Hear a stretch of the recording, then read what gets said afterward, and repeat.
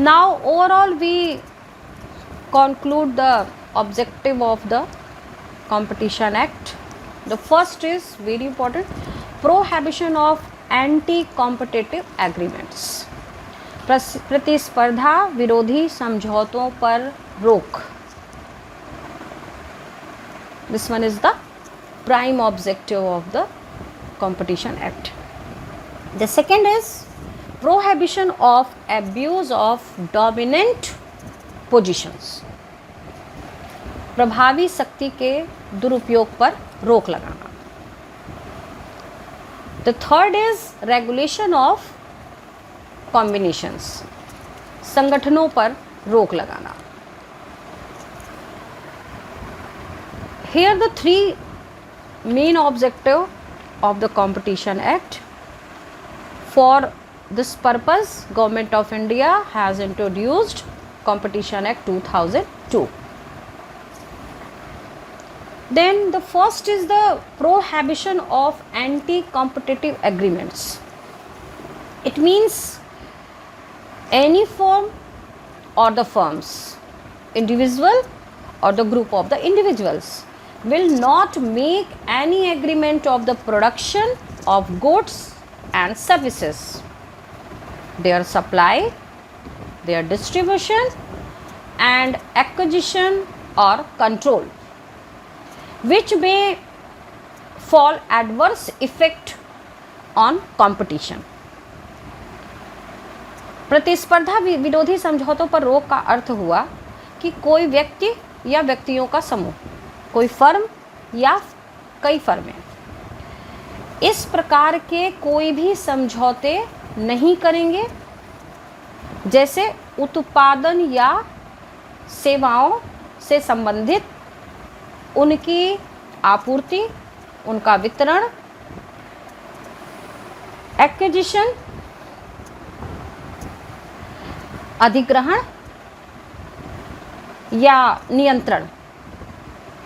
नियंत्रण के लिए इस प्रकार के कोई भी समझौते नहीं करेंगी जो अर्थव्यवस्था में प्रतिस्पर्धा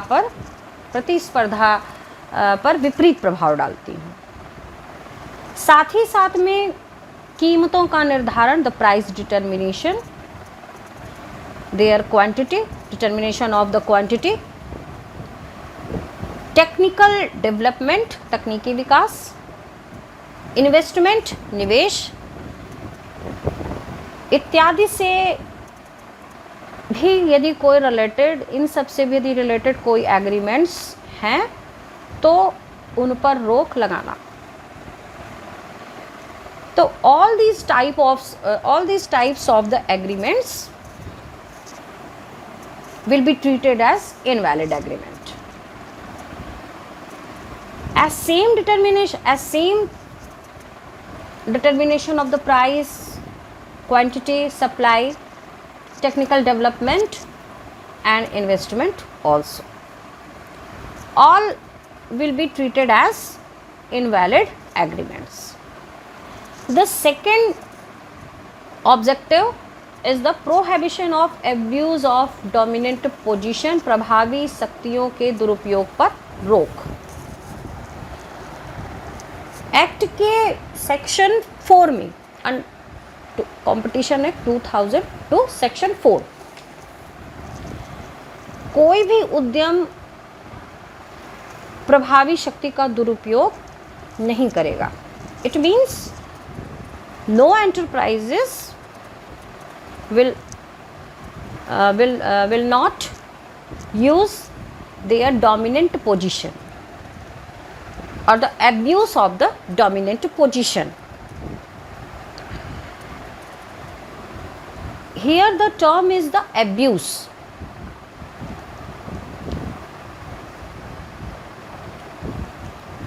Entrepreneur अपने डोमिनेंट पोजीशन को, अपनी प्रभावी शक्ति का इस्तेमाल यदि क्रय विक्रय का इस्तेमाल करके क्रय हो या विक्रय हो, परचेजिंग और द सेलिंग में कोई भी इस तरह की कंडीशंस रखता है या उत्पादन और विकास पर रोक लगाता है, It means this type of the acts which stop the production and development process. और अदर एंटरप्राइजेस को मार्केट में एंट्री करने के से रोकता है. It means create some hurdles or the barriers to barriers for other enterprises, and in other market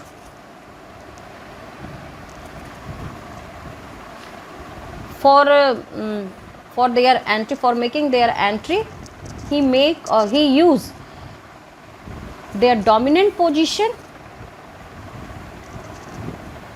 It treated as abuse of dominant position.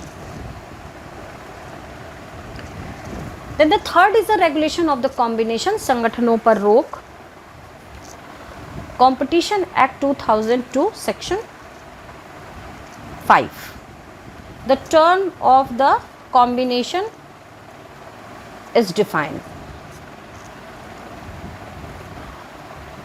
According to this act, कोई भी व्यक्ति या व्यक्तियों का समूह या उद्यम इस प्रकार का संगठन नहीं बनाएगा. They will not make this type of the combination which may create hurdles or the constant.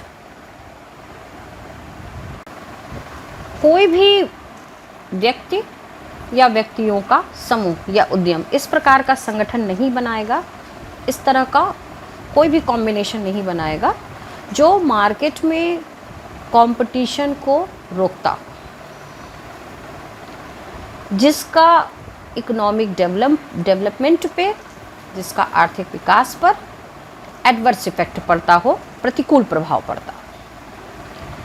तो these three particular objectives are the pillar of the Competition Act. I am repeating once more time. Prohibition of anti-competitive agreements, प्रतिस्पर्धा विरोधी समझौतों पर रोक लगाना. दूसरा, prohibition of abuse of dominant position, प्रभावी शक्ति के दुरुपयोग पर रोक लगाना. तीसरा, रेगुलेशन ऑफ कॉम्बिनेशन, संगठनों पर रोक लगाना.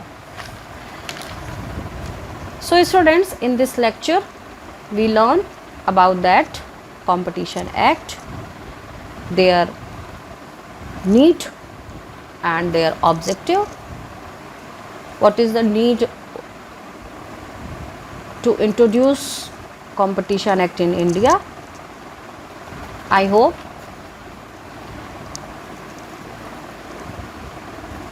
you will take all benefits from this lecture. Thank you.